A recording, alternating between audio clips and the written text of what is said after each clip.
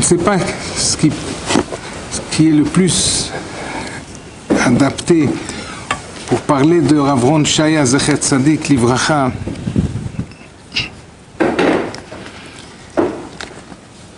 Je voudrais parler d'un point qui m'a toujours impressionné chez lui et essayer de développer un petit peu ce qui est écrit dans les Sfarim là-dessus. Dans la Haftara de Parashat Be'alotra, c'est la même Haftara que nous disons à Hanouka. C'est écrit que le Navi a dit, le Malach, à Yoshua Kohen Agadol, Im bidrachai telech, ve'et mitzvotai tishmor. Je ne me souviens pas la suite du pasouk. Si tu suis mes voies et que tu continues à avancer dans cette... Alors, venatati lecha mahlechim ben ha'omdim ha'ele. Ça se traduit en français. Le Malach dit à Yoshua, le Kohen Gadol, je te donnerai, littéralement, je te donnerai un accès parmi ces omdim. Qui sont ces omdim? Ceux qui sont stagnants, ceux qui sont... pardon? Ceux qui se tiennent. Mais le Ramchal, dans Derech Eretz Etz HaChaim, il explique, et le Fashim explique aussi dans le même sens, que les malachim sont appelés omdim.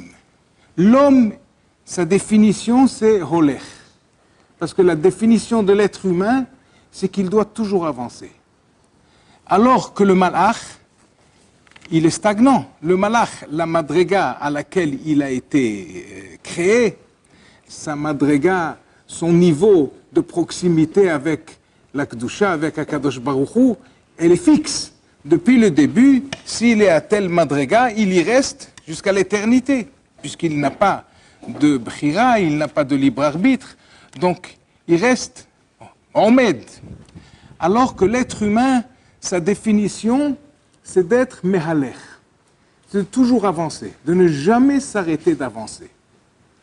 Et ce que le Malach a dit ici à Yoshua, à Kohen Agadol, que si tu restes, tu suis mes voies et que tu es un mehalech pendant toute ta vie ici-bas, alors même lorsque tu seras dans le Olam Haba, lorsque tu seras avec ceux qui sont omdim, avec ceux qui sont à une madrega fixe, tu continueras à être un holech, tu continueras à avancer. Le Massé, on explique, j'ai vu ce que c'est le sens de ce qui est écrit dans le parashat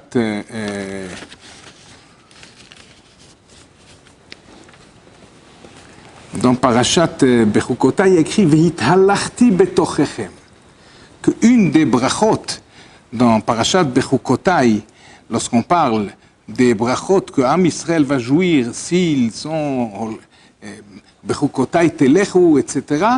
V'hithalachti betochechem. Littéralement, ça veut dire que Akadosh Baruch Hu dit je marcherai parmi vous. Rashi dit Atayel imachem began Eden. Je vais me promener avec vous dans le Gan Eden. Quelle est la signification de ces mots? C'est que Kivyachol, Akadosh Baruch Hu nous dit que même au Gan Eden, on continuera à avancer. On ne restera pas stagnant. Et c'est ce qui est écrit dans le Midrash Tzadikim, En lahem menucha lo ba'olam hazeh velo ba'olam haba. Shene'emar yelchu mechail el chail. Les tzadikim, ils n'ont pas de repos, ni dans le olam hazeh, puisque dans le olam hazeh, ils sont toujours là, en train de vouloir avancer, et dans le olam haba, ils n'ont pas non plus de repos, puisqu'ils continuent à avancer dans le olam haba, ils continuent à monter de madrega en madrega. Et ça, c'est le sens véritable de ce qui est écrit dans le pasouk. Venatati lecha mahlechim ben haomdim ha'ele. Le Ramchal dit, dans Derech Eretz HaChaim, il dit que c'est la raison d'ota Torah asher nit'avu baha malachim. La Torah que les malachim ont envié à Am Israël. Ils sont venus réclamer pourquoi est-ce qu'on donne la Torah à Am Israël alors qu'il faut la donner aux Malachim. Tena hotra ala shamayim, ce qui est écrit dans la Sugya de Matan Torah dans Masechet Shabbat. Dit le Ramchal, ve'af al piken lo natan HaKadosh Baruch Hu lahem ela liYisraël. Pourquoi est-ce que HaKadosh Baruch Hu a donné la Torah au peuple juif et pas aux Malachim? Ve'kol kach lama. Pourquoi? Rak sheyodea HaKadosh Baruch Hu she'esek halimud zehu rosh lechol hatikunim. Le plus grand tikkun, le plus grand, comment traduire tikkun? Pas réparation. Tikkun, c'est pas dans le sens de réparation. Tikkun, c'est ce qui va, parfaire, exactement. Ce qui peut parfaire la création de HaKadosh Baruch Hu, c'est Esek HaLimud. C'est Rosh Lekol HaTikunim. והתיקון אינו יכול להיות על ידי המלאכים. Il dit ce tikkun, qui est le tikkun par excellence, il ne peut pas être accompli par les malachim. מחמת שאינם בעלי בחירה, רק הם כמוכרחים. Puisqu'ils n'ont pas le libre arbitre, et ils sont mukhrachim, ils sont obligés d'agir comme ils agissent, parce qu'ils ont été créés sans bchira, sans libre arbitre. Asher bishvil ze ktiv, dit le Ramchal, c'est la raison pour laquelle il est écrit le passage que j'ai cité. Venatati lecha mahlechim ben haomdim haele. Venikraim hamalachim omdim. Les malachim s'appellent omdim, qui sont stagnants, qui sont toujours au même endroit. Mais achar shem omdim tamid bemadrega achat, ils sont toujours à la même madrega. Aval bnei ha'adam hema ba'alei bchira. Alors que l'être humain, il a le libre arbitre. Lahem ishtane hatikun al yedei hesek haTorah. Ils peuvent obtenir, ils peuvent créer, comme on dit, parfaire la création. C'est le but de la création de HaKadosh Baruch Hu, al yedei hesek haTorah. C'est ce que dit le Ramchal. Alors, on sait que dans Parashat Bechukotai, la Parashat Bechukotai commence Im Bechukotai Telechu. Alors, Rashi rapporte l'explication que tout le monde a entendu des milliers de fois, que qu'est-ce que c'est Telechu? Shetiyu amelim batorah. Il ne s'agit pas ici d'accomplir les mitzvot, puisqu'on en parle plus loin, et là, Shetiyu amelim batorah.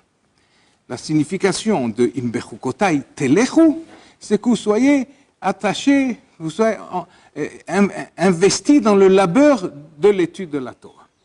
Alors, tous les Mefarshim demandent quel est le rapport entre Telechu et Amelim. Alors, le Or HaChaim HaKadosh, il a là-bas, je pense, 42 explications où il dit toute la Torah Kula dans le Or HaChaim HaKadosh. Alors, j'entends une explication de notre maître Rab Shmuel Rozovski, Zecher Tzadik Livracha. Il écrit, et la même explication j'ai aussi entendue de Rosh Hashanah dans le même sens. Il dit la chose suivante, Rab Shmuel Rozovski. Il dit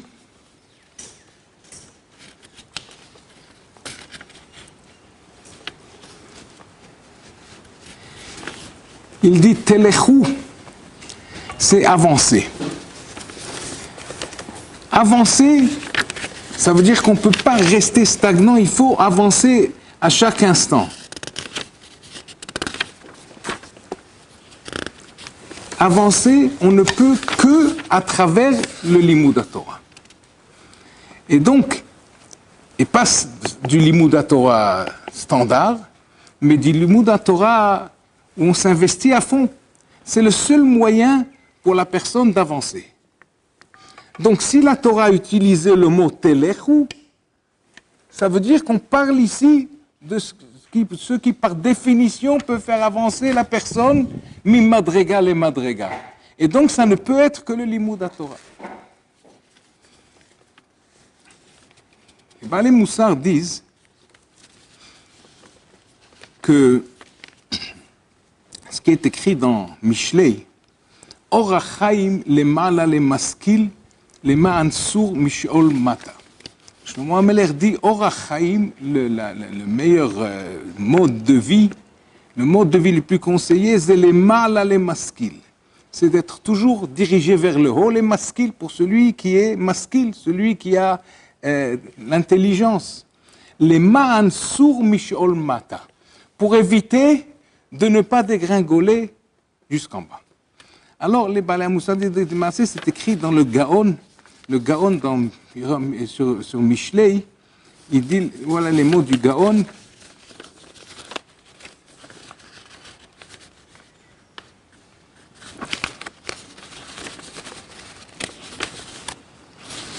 Ha'adam nikra holech. C'est ce que nous avons vu plus haut. Shetzarich lelech tamid midarga le darga. L'homme, l'être humain, il s'appelle holech par définition, il s'appelle holech, qu'il marche, qu'il avance, parce que il doit tout au long de sa vie toujours monter de madrega en madrega. Ve'im lo ya'ale lema'ala, yered mata mata chas v'shalom.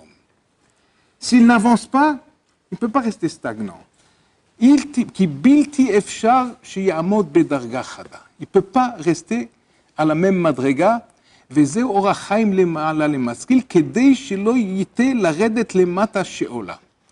ne pas qu'il dégringole, il n'a une seule possibilité, c'est d'avancer sans interruption. Les Baalei Moussar disent, le mashal que tous les Baalei Moussar donnent, c'est le mashal de celui qui tire une charrette, il tire un chariot dans un sentier de montagne et il doit pousser ou tirer. Alors, il n'a pas le choix, il ne peut pas s'arrêter. S'il arrête et il veut se reposer, alors, automatiquement, la force de la gravité va faire dégringoler cette charrette jusqu'en bas. Et pour ce qui est de la rouchaniyut de la personne, c'est exactement la même chose. Il y a le phénomène de la gravité qui tire la personne vers le monde matériel, vers le bas. Et si tu veux vraiment sortir, arriver à te dégager de cette force-là qui te tire vers le bas, tu n'as qu'une seule possibilité, c'est d'être tout le temps en train d'avancer vers le haut. Et c'est ça le sens de ce qui est écrit, que l'homme, il est holech. L'homme ne peut pas vivre des périodes où il se repose. Il doit tout le temps être en train d'avancer.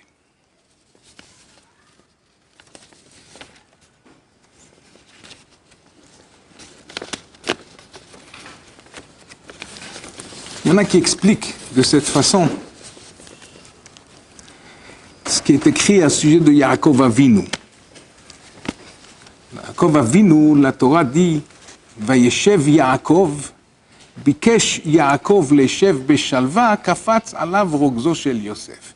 Yaakov voulait vivre en un petit peu de shalva, comment on appelle ça, pas la paix, pardon? Exact. Avoir une vie plus paisible. Après tous les nisyonotes qu'il a eus, après tout ce qu'il a vécu avec Lavan, avec Esav, avec tous les nisyonotes qu'il a eus, Yaakov a voulu prendre un petit peu une petite retraite. Et alors, Akadosh Baruch kafatz alav rogzo shel Yosef, Akadosh Baruch Hu a dit, לא דיין, אמר הקדוש ברוך הוא, לא דיין לצדיקים מה שמתוקן להם לעולם הבא, אלא שמבקשים לשב בשלווה בעולם הזה. לצדיקים, il ne leur suffit pas ce qui leur est préparé, ce qui les attend dans l'au-delà, et ils veulent ici déjà avoir du repos. Alors tous les Mefarshim essaient de comprendre quelle était ici la démarche de Yaakov Avinu. On parle ici d'Avot HaKadoshim. Alors, j'ai vu, il y en a qui expliquent que Yaakov Avinu, il voulait, pendant un certain laps de temps, pouvoir être comme les malachim. Il a pensé, il était déjà une tellement haute madrega, qu'il pouvait vivre l'état de malach.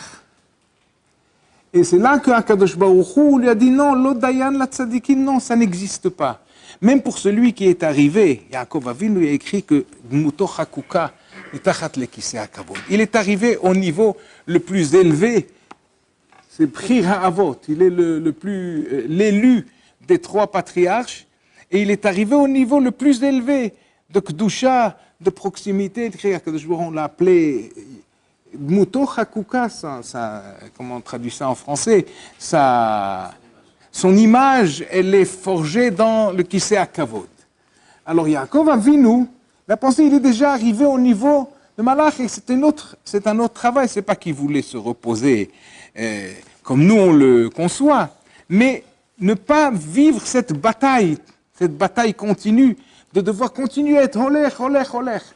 Et Akadosh Baruch Hu dit non. Et d'ailleurs, quelle a été la réaction de Akadosh Baruch Hu, Kafatz alav rogzo shel Yosef, qui a fait que pendant 22 ans, il n'avait plus le roi HaKodesh. Depuis que Yosef l'a quitté, il était dans un tel tsar, il était dans une telle détresse qu'il ne pouvait pas pour avoir roi HaKodesh, c'est seulement lorsqu'on est Besimcha. Donc il a perdu, dans une certaine mesure, une madrégade rouchanite. Pourquoi? Parce que si toi tu décides que tu veux arrêter de te battre pour pouvoir avancer et continuer la bataille, alors automatiquement, même au niveau des Avot HaKdoshim, automatiquement ça descend. Ça ne peut pas rester stagnant. C'est impossible qu'un être humain y reste stagnant. Non, bien sûr. Bien sûr. Oui, bien sûr. Je ne sais pas si j'ai des réponses. On essaie. Au nom des Bachorim. Oui. Il y a beaucoup de Bachorim qui ressentent ce que le Rav est en train de nous expliquer. Mais Pachot, ils sentent qu'ils ont, s'ils poussent, ils ont plus de force. Et ils veulent continuer être dans un processus de construction et d'élévation. Mais comment faire quand on sent que... De toutes les façons, ça aussi, c'est un des points fondamentaux, c'est qu'il faut, le rythme où on avance doit être adapté au kochot ha-nefesh, il doit être adapté au kochot de la personne, et il doit être, en général, presque pour tout le monde, même pour les plus grands, il faut que quelqu'un qui soit au-dessus et qui le suive et qui le conseille. C'est sûr que la personne elle-même, surtout celui qui a par nature, il a des énergies particulières, il faut qu'il y ait quelqu'un qui soit là pour le diriger. Ça, c'est sûr. Une question. Vous avez dit que pendant 22 ans, Jacob était en détresse par rapport à son fils Yosef. Oui. Le fait qu'il est en détresse pendant 22 ans, ça veut dire que c'est pas relevé durant 22 ans la tristesse de son fils. Moi, il me dit une question. Jacob, il a pensé à prier à Hachem de relever, même si c'était en détresse, il a pensé à prier à Hachem pour qu'il redonne des forces continues. Oui, certainement. Certainement, mais ici, c'était impossible, c'est tout. C'était impossible. Parce que tant que Yaakov Avinu ne savait pas ce qui s'était passé avec Yosef, c'est sûr qu'il avait une tristesse. Et ensuite, il avait une tristesse qui était plus forte encore, Chazal disent, parce que si celui qui perd un proche parent, alors Akadosh Baruch Hu a créé que la tristesse, la souffrance, etc., petit à petit s'atténue, mais lorsqu'il était encore en vie, alors cette tristesse elle reste, elle ne peut pas s'arrêter. Mais c'est sûr que Yaakov Avinu, il a continué sa avodat Hashem. Certainement, Yaakov Avinu, qui était Pri Avot, il a réalisé le message de Akadosh Baruch Hu. Il a réalisé. Et donc, il a dû continuer à se battre. Moi, ce que je comprends, c'est que j'ai vu que pendant 22 ans, il était dans le tsar, c'est pas relevé. Non, pas du tout. Pas du tout. Il ne s'est pas relevé parce que ce n'était pas entre ses mains. Cet élément-là de Ruach HaKodesh, il n'était pas entre ses mains. Ce n'était pas entre ses mains de pouvoir l'atteindre de nouveau. Mais il était dans tous les autres domaines de la Avodat Hashem. C'est sûr qu'il a dû continuer à avancer. C'est sûr. C'est sûr, il n'y a pas de doute qu'il a dû continuer à avancer.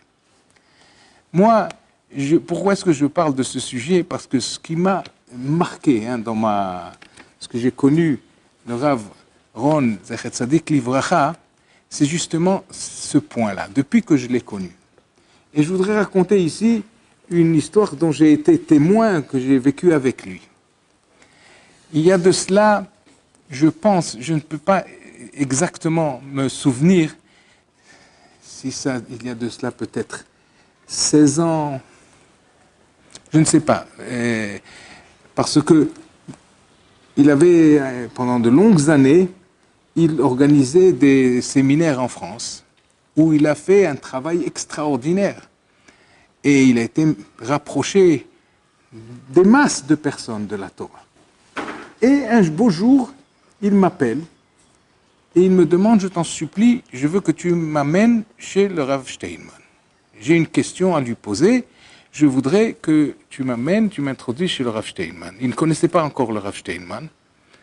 Lui, je pense que au début, il était très proche. Il avait été mamash, un talmid, du Rav Ben Zion Abba Shaul Zecher Tzadik Livracha, c'est lui qui le dirigeait.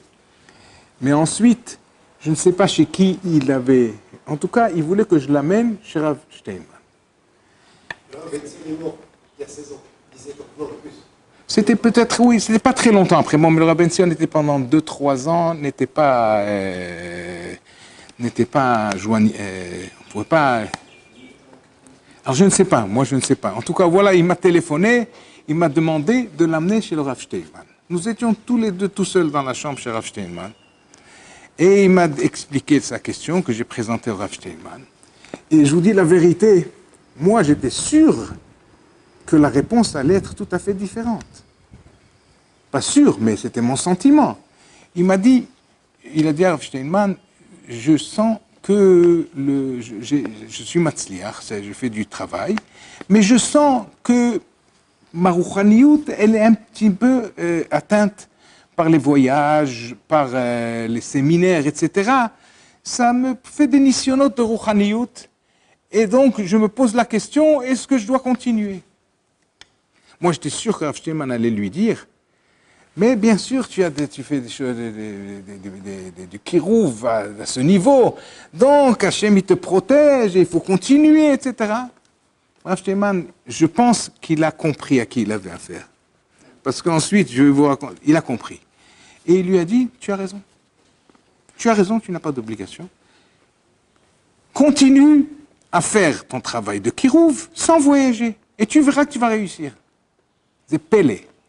Moi, j'étais très étonné, mais ce qui est le plus pélé, c'est que je crois que d'après ceux qui ont vécu, étaient proches de lui, ont vu que sa hashpa'a, son influence, n'a fait que monter après qu'il a arrêté de voyager et de faire les séminaires. Je pense, Rav Steinman avait un sens, Adam Gadol, il avait un sens pour comprendre à qui il avait affaire. Et d'ailleurs, les années qui ont suivi, il me téléphonait chaque année, pour me demander de venir de l'amener chez Rav Steinman. Il voulait que, pour le gala qu'il organisait pour la yeshiva, il vendait des Tehillim, des grands Tehillim.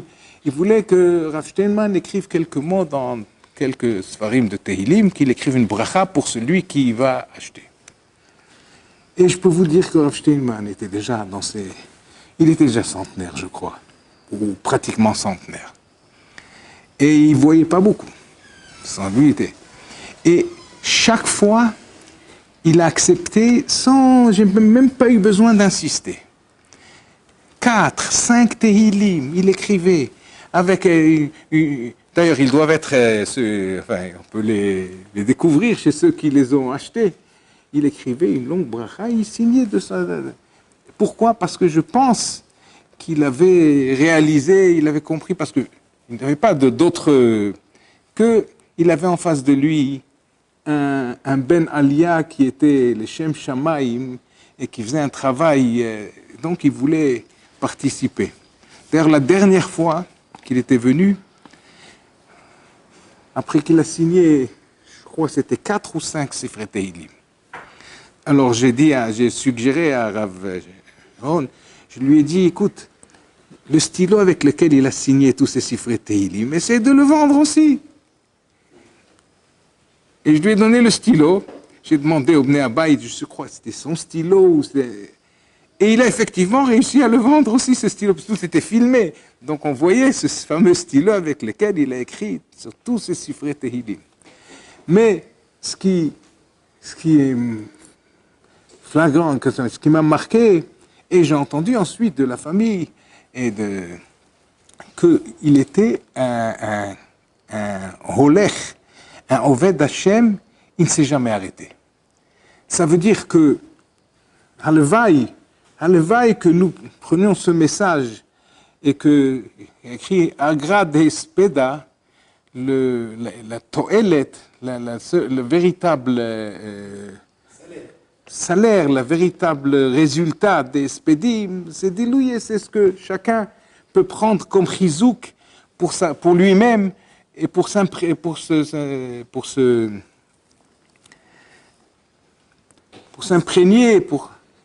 de cette nekuda, ce point-là, c'était quelque chose de très particulier. Parce que même ceux qui font du Zikuya Rabim, et il y en a, Baruch Hashem, beaucoup dans cette génération, et qui font du Zikuya Rabim à grande échelle, et qui le font les Shem Shamaim. Mais en général, quand on sent qu'on a une telle aura, alors c'est sûr qu'on n'est plus le même à vouloir changer. On se remet en question à chaque instant. Se remettre en question et je veux avancer. Ça ne suffit pas ce que je fais, je veux avancer. Moi, je l'ai vu prier il y a je ne sais pas combien d'années. Lorsqu'on est devenu en famille, dans les smachot, et je l'ai vu au fil des années, cette fille-là, j'avais réellement Khalishut Adat. Ça me faisait, comment on dit Khalishut Adat en français? Une brisée. Voilà, quand je le voyais prier, on avait la dernière simcha qu'on a eue, c'était la bar mitzvah d'un petit-fils commun, et je me souviens, il priait, c'était ici qu'il priait. J'ai vu sa tfila et ils m'ont dit tous, c'est pas la peine de l'attendre. C'est pas la peine de l'attendre, il veut pas qu'on l'attende. Et j'ai vu cette tfila, c'était une tfila, on voyait que c'était un oved qu'il investissait dans. On m'a dit que, quelqu'un m'a dit de la famille qu'il disait que, et c'est vrai, il y a écrit que la halakha dit que c'est la halakha. Il y a écrit Kola ose tfilato keva, en tfilato tachanunim. Alors là, il y a une machloket dans la Gemara. Qu'est-ce que ça signifie keva? Alors, une des opinions, c'est keva, c'est qu'il veut se débarrasser, c'est un fardeau pour lui, c'est un poids, il veut être déjà après. Mais une deuxième expression, c'est la chante tachanunim, qu'il ne prie pas betachanunim. Ça veut dire, Rashi, je crois, dit, comme un mendiant qui vient, qui tape à la porte, qui est affamé, qui n'a rien, et qui tape à la porte d'un riche. Alors, comment il parle? Il supplie.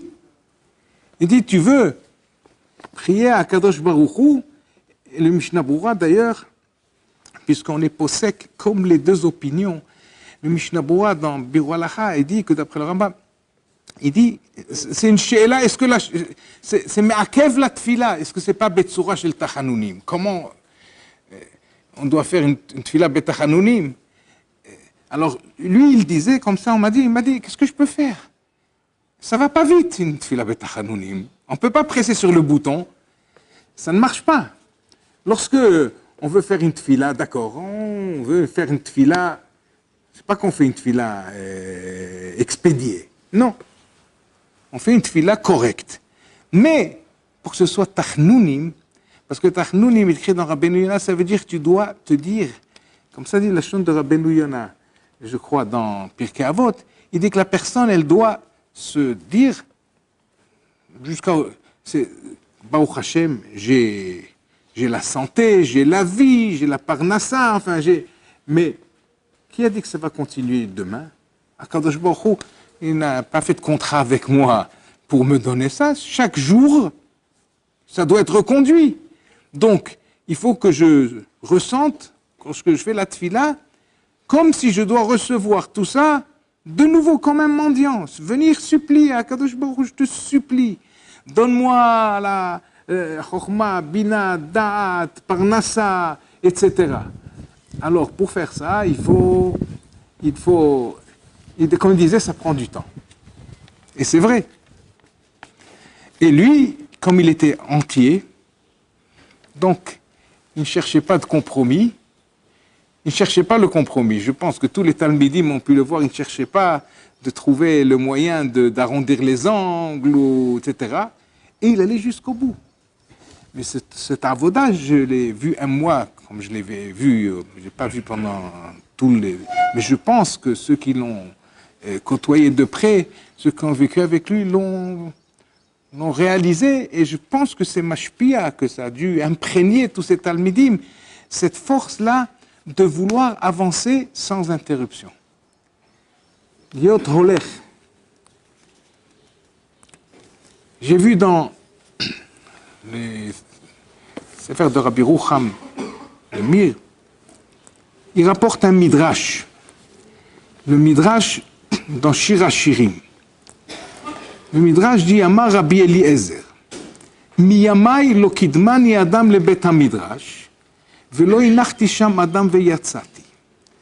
Rabbi Eliezer Agadol, le Tana, dit, je n'ai jamais été précédé par quelqu'un au Beth Midrash, j'étais toujours le premier, et jamais j'ai laissé quelqu'un au Beth Midrash lorsque je suis sorti. J'étais le premier à venir et le dernier à sortir. Parmachat ishkamti, une fois je me suis levé tôt, ou matzati à Zabalim vers Tabanim. Je pense que la traduction de Zabalim et Tabanim, ce sont des agriculteurs qui mettent les engrais, et les Tabanim, peut-être qui le Teven, je ne sais pas, qui font un travail d'agriculture. Et je les ai trouvés déjà au travail.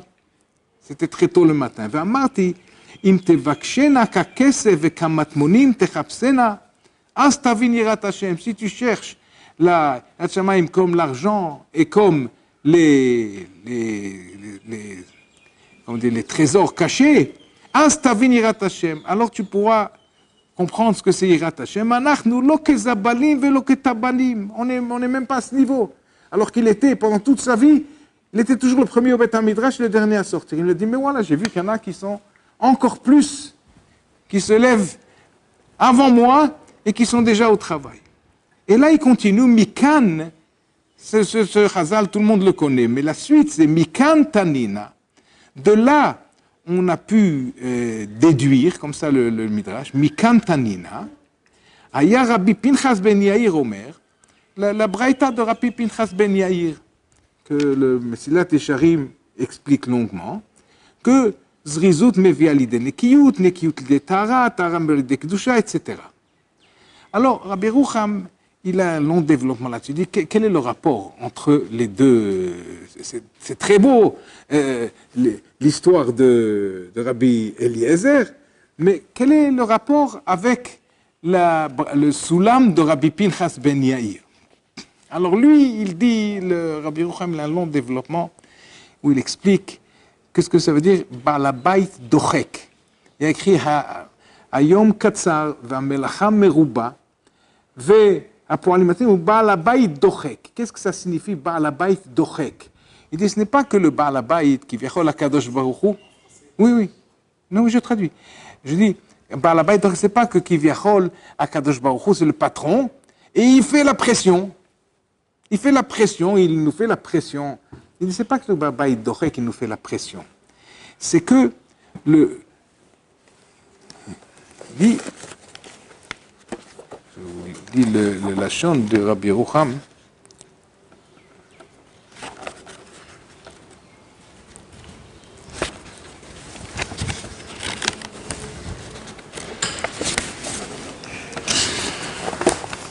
Il dit que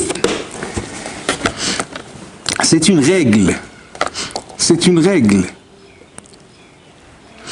que lorsque la Shekhinah, elle ne peut pas attendre, elle ne peut pas s'arrêter. Tout ce qui est rouchani, tout ce qui est spirituel, ça ne peut pas aller à un rythme.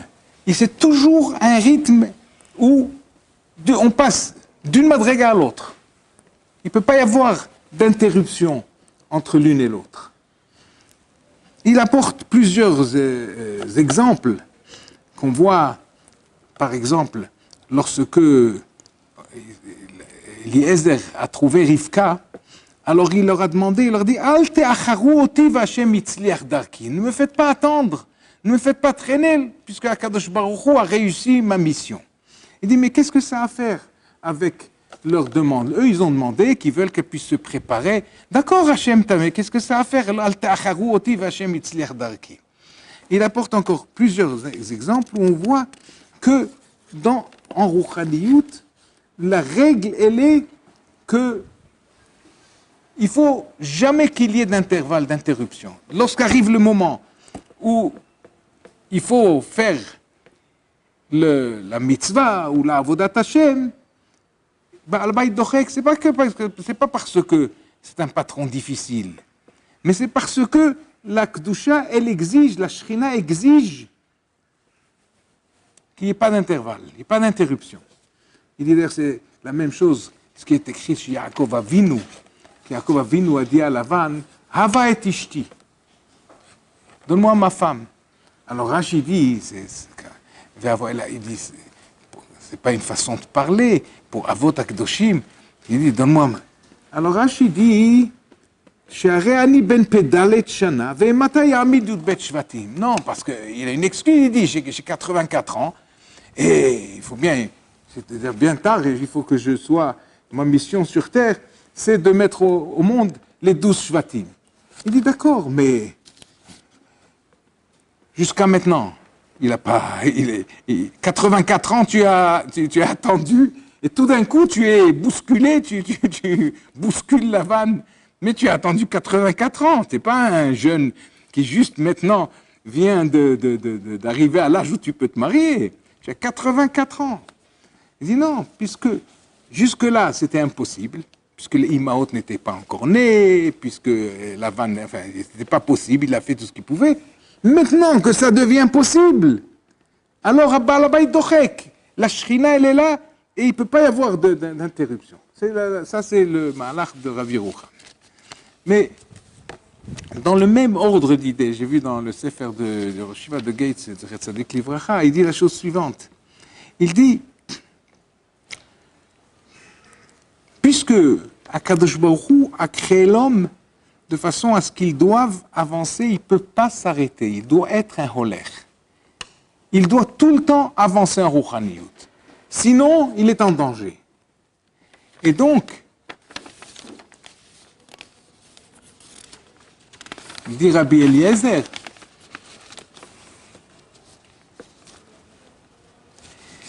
la raison véritable, c'est parce que la route, elle est très très longue. Parce que la route, elle est très très longue. Pour arriver de ce monde ici-bas, de ce monde matériel, jusqu'au madrigot que Akadosh Baruch Hu veut de l'homme. C'est le soulam, c'est ça son travail, c'est ça sa mission sur terre, c'est d'arriver, Torah, Zirut, Zrizut, etc. C'est un parcours énorme. Alors, on ne peut pas se permettre de perdre un instant. Et c'est ça le sens de ce midrash. Rabbi Eliezer, il dit, j'étais choqué. Moi, j'étais sûr que j'ai fait tous les efforts possibles au monde. Je suis le premier au Beth HaMidrash. Je suis le dernier à sortir du Beth HaMidrash pendant des années. Plus que ça, je ne peux pas faire. Il dit non. Tout d'un coup, il a réalisé qu'il y a encore une madrega qui est encore. Alors, c'est ça ce qu'il dit. Pourquoi? Parce que, Mikanaya Rabbi Pinchas ben Yair Omer, le parcours, il est très très long.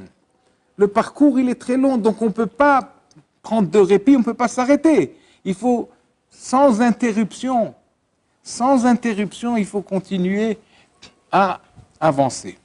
Maintenant, bien sûr, chacun doit savoir quel est le rythme qui lui correspond. Parce que s'il veut sauter les madrigotes, s'il veut sauter les étapes, celui qui saute une marche dans une échelle, eh ben, en général, ensuite, il doit être emplâtré. Et c'est pas seulement qu'il ne va pas pouvoir monter, mais c'est qu'il va rester en bas. Ça, c'est sûr. Mais cet esprit-là, il faut s'en imprégner. C'est sûr que l'esprit en dehors du monde de la Torah, en dehors du monde de la yeshiva, c'est que on travaille, on s'investit pour pouvoir se reposer, pour pouvoir prendre des vacances. Dans l'esprit, en France, c'est pour avoir une bonne retraite. Je me souviens, moi, j'ai quitté la France très jeune, et j'étais pendant des années, je n'étais pas retourné en France. J'étais ici au collège de Ponovitch. Et une fois, je suis retourné pour la bar mitzvah de mon plus jeune frère. Alors, avec le recul, quand tu viens, je me dis combien les gens parlent de la retraite. Ils n'arrêtent pas de parler de la retraite. Chacun parle de la retraite. Alors que dans le milieu de la Torah, quelqu'un pense à la retraite. Vous entendez des Avrichim parler de la retraite. Vous entendez des Rabbanim parler de la retraite. Mais pourquoi? C'est pas parce qu'ils sont inconscients. C'est parce que dans l'esprit de celui qui ne sait pas les valeurs véritables. Donc, on s'investit pour pouvoir ensuite se reposer. On s'investit. Alors que dans l'esprit de celui qui a compris, il n'y a pas de repos. On voit bien que les Gdolé Israël, jusqu'à un âge, ils continuent jusqu'à ce qu'ils n'ont plus physiquement ni mentalement les forces. Mais autrement, il n'y a pas de retraite. Ça n'existe pas la retraite. Parce que Akadosh Baruch Hu a créé l'homme qu'il est holech. Et celui qui est holech, alors il continue à être holech là-haut. C'est ce qui est écrit. Que tzadikim elaim menucha v'italachti betochem atayel imachem began Eden. Juste terminé, parce qu'on raconte sur le Gaon de Vilna, bien sûr, ça parle de Madrigot et Lyonot, mais quand même, on raconte qu'une sœur du Gaon de Vilna qui n'avait pas vu ou une sœur ou une fille du Gaon de Vilna, qu'il n'avait pas vu depuis de longues années, qui est venue leur rendre visite. Alors, il lui a dit bonjour, il lui a demandé comment ça va, et ensuite il lui a dit, je m'excuse, je suis désolé, mais j'ai pas le temps. Et il est retourné à son limoud à Torah. Bien sûr, il faut être à la madriga du Gaon de Vilna, qui n'a jamais perdu une seconde, mais l'idée même, c'est qu'on n'a pas le temps. On est dans un monde où on doit être holech mi madriga le madriga. Si on doit faire il y a des obligations, c'est sûr qu'il faut assumer ses obligations familiales, ses obligations vis-à-vis de soi-même, etc. Mais tout ce qui est en dehors des obligations, des véritables obligations, l'homme juif, il n'a pas de temps libre. Il n'a pas de pnaï, il n'a pas de temps de repos. Et ça, je pense que c'est véritablement le message, un des messages que nous a laissé Aaron, il aurait pu se reposer sur ses lauriers. Il aurait pu, après tout ce qu'il avait réussi, faire comme Kirouv, il aurait pu se reposer, continuer.